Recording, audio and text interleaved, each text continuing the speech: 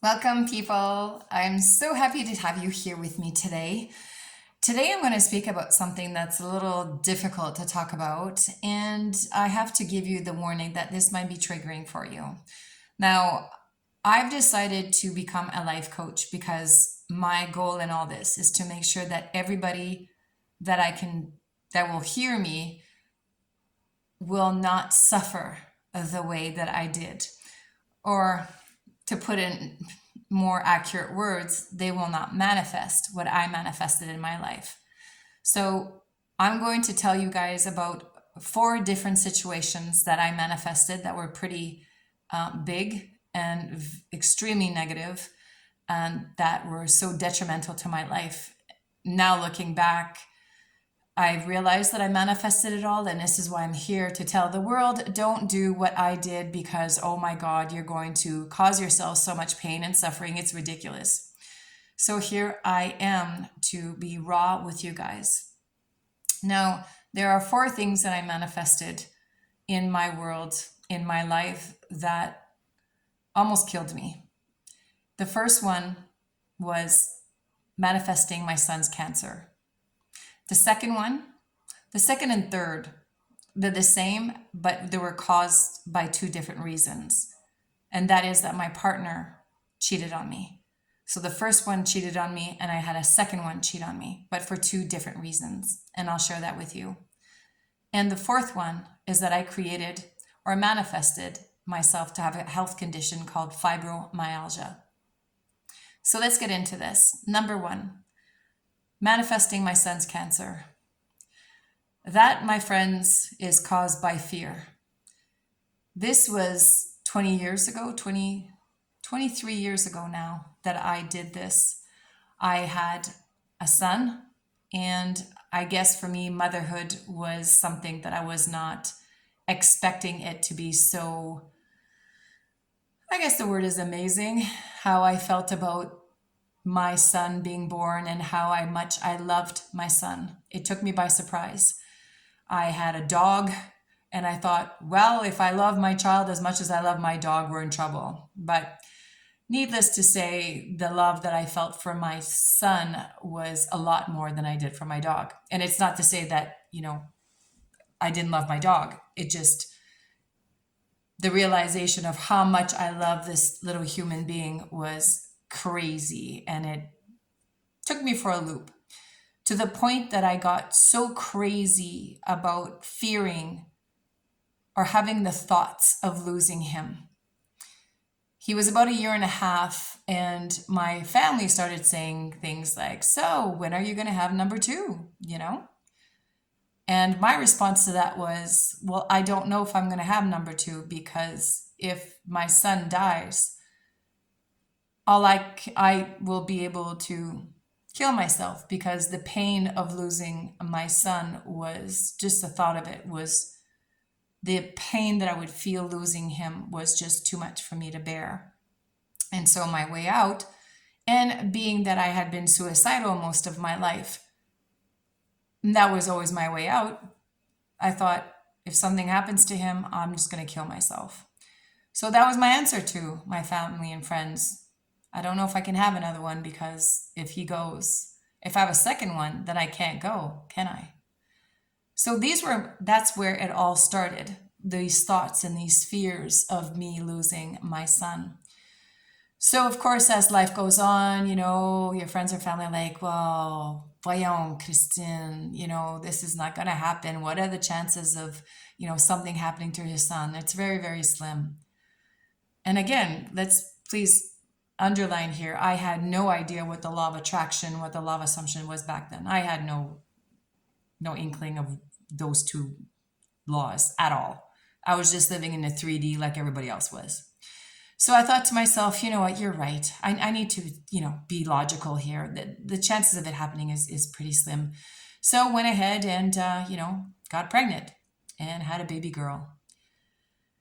And about a year and a half later, now the fear did not leave me. When I had my second child, my daughter, it actually got even worse. Now it was like, oh my God, I was like worse than mama bear. I was worse than an elephant mama. I was crazy protective. Don't look at my son or my daughter wrong. I'll hurt you. It was crazy how I became. The love that I felt for my children was insane. And I'm thinking some of you out there can relate to this. I never wanted my children to hurt or feel any kind of pain.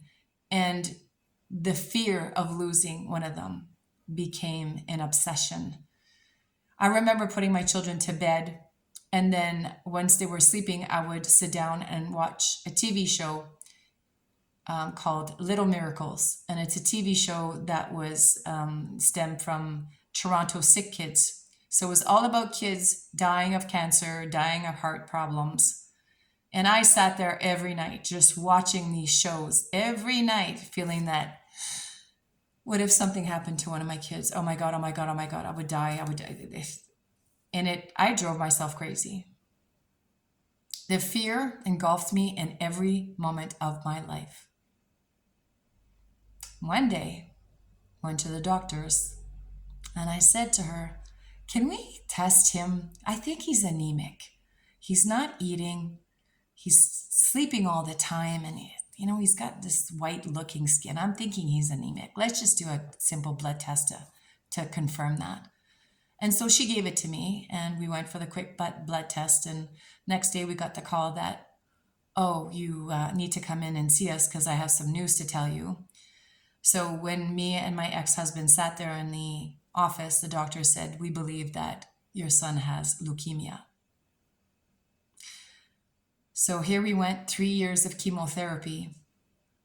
And I did not realize at that point that I had manifested all of this. Now, fortunately for me, I got to a point while we were doing the in vitro. So let me explain this. My son's cancer was so rare that they told me that the chemotherapy probably wouldn't work. And they said to me, he has a better chance of getting a stem cell transplant, and his chances will increase. So I, long story short, started trying to have a baby to save his life, so that the baby that I would have, we would take the umbilical cord and put it into my son so we could save his life. I did this in vitro 5 times. We spent over $100,000 on this procedure to try to save his life, and I lost all the babies. Now I see it now looking back, everything that I had manifested. I wanted to get pregnant so badly that I didn't. But I did get to a point it was Christmas morning actually, where I lost the last baby of the in vitro. And I said to my ex-husband, I said, take the kids, go see your mom. I need to have a chat with God. Sorry. Ooh. Bringing back a little bit of memories. So he left, and I remember going into the bedroom and screaming and kicking and punching walls, putting holes in the walls because I was so mad at God. I called him a few names that day. And because at that point I knew I had done everything in my power to try to save my son's life. And at this point I thought, now he's going to die. But I remember doing this, and this is where I surrendered. This part, I didn't know what I was doing back then, but now I know. I literally pictured my son, my 4-year-old son. I pictured me giving him to Jesus. I visualized that. I just went, here's my son, God, Jesus. I washed my hands. I'm done. I have no more money. I have no more eggs. I have no more nothing. I am spent. I'm done. I'm exhausted. He's yours. But I know you will not take him away from me, because if you do, you know that you will destroy our family and that I will not be able to stay here for my daughter. So I know you won't do it. I know you won't take him away from me. And so therefore, as I surrendered and I released all control in my 3D, my son completed his 6 months that he had 3 years. And at that point he had 6 months to go. He completed his 6 months and he survived. And Ottawa hospital more or less told me that he was a miracle, that his type of cancer, no one else had ever survived. That was the first thing I had manifested, and thank God, unmanifested. Number 2 was my partner's cheating on me. Now this is number 2 and number 3, because the first one, it was done by fear. I feared that my partner would cheat on me. I thought about it night and day. I was constantly, back then we didn't have phones, so there was no phones to check, but I was constantly fearing it. He's looking at somebody else. He's thinking about somebody else. And guess what happened? I walked in on him with another woman in his bed. I did that. I take full accountability for doing that because I feared it. Now the second one, my second partner that cheated on me, I would have sworn up and down that he would have, and I did. I was like, there's no way this man is going to cheat on me because he loves me so much. But my friends, how was my self-concept? Did I feel chosen by him?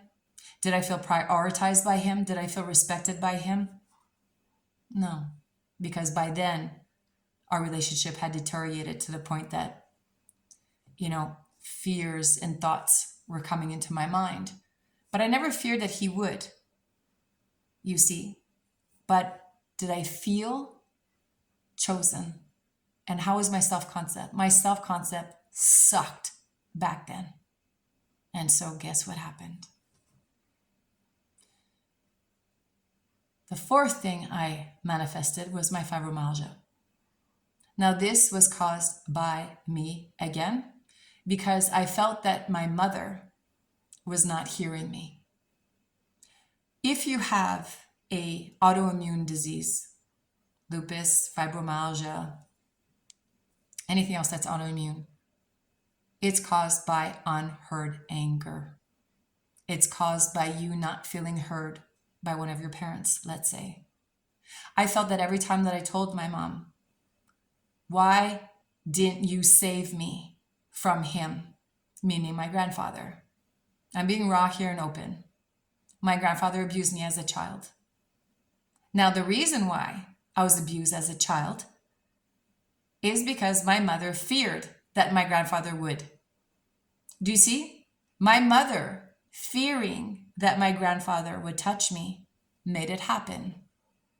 Now, like I said to you in the beginning, this might be triggering for you, but it also made me realize that my mother loved me because she was fearing it, not realizing that fearing brings about stuff into your reality. But see, I didn't understand that back then. And so I kept telling her or asking her, why did you keep putting me there if you knew? But now I realize that my mother did the best that she could. And of course, there was her logical brain going, no, he's not. No, he's not. That you're just imagining that. So I had to forgive her. But my unheard anger that I felt towards her, I felt so much anger and so much resentment towards her that it made me manifest fibromyalgia. Think about that, guys. Now, this is a whole Joe Dispenza thing. You read his books, it's all explained there. How you manifest disease in your reality. It has everything to do with your energy field that I keep talking about. My energy field was so tight against me. Because you see, when you're feeling good and you're coming from a place of love and forgiveness and gratitude, your energy field, they measured it, can go out to 9 meters out.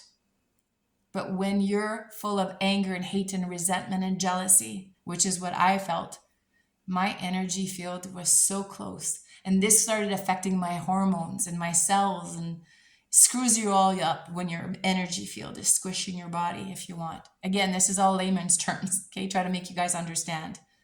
And so I did that to myself until I forgave my mother, until I felt heard within myself. Until then, I was sick. I was suicidal. I was on antidepressants. I had migraines, headaches, pain. I lived from the bathtub to the bed. That's all I did because the pain was so intense. It was so crazy. And again, brought me to a place of, I don't want to live this way. So you see, I created all of these scenarios, all of these things in my life because I held anger, hate, and resentment in my body. I had fears and I had insecurities. So hopefully, if I just change one person's life right now, one person that's sitting there going, whoa, I need to stop fearing for my children. I need to stop fearing for my mom, for my dad, for my friends. If you fear for them, you're creating this in your reality. And it will happen. And I'm sure most of you guys are sitting there right now going, oh yes, I remember thinking this and fearing this. And it happened. And a lot of us say, I knew it was going to happen. That's what I told my friends and family when my son was diagnosed with cancer. I told you it was going to happen. The universe is there to just prove you right. That's all it is. And that's what you will experience. So if you have any questions about this video, I know I said a lot and hopefully, and maybe I didn't say enough. Please ask me in the comments. Ask me, how do you want me to clarify this video? Because I really want you guys to get this. Again, if I sum it up, if you fear something, you're manifesting it.